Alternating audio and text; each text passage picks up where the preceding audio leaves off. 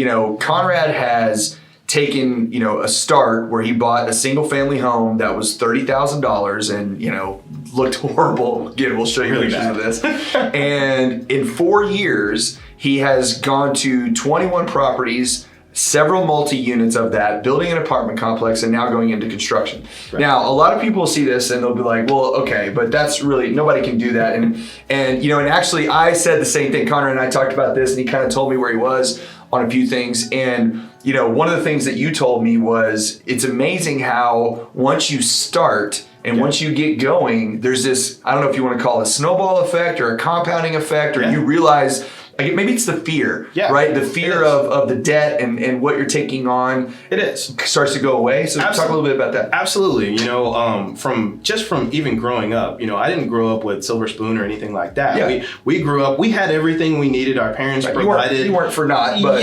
but we weren't rich. Yeah. I came out of college with a massive amount of student debt, that I'm still paying off to this day. I know that feeling. That my investment properties are paying off. Right.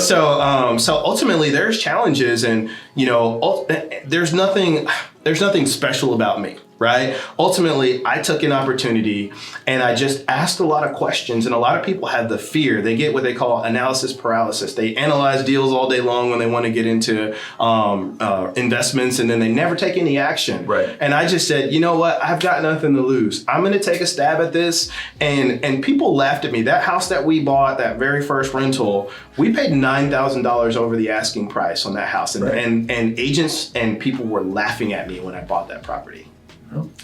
But I had a vision. You made that up a little bit. Yeah, they were taking my class afterwards.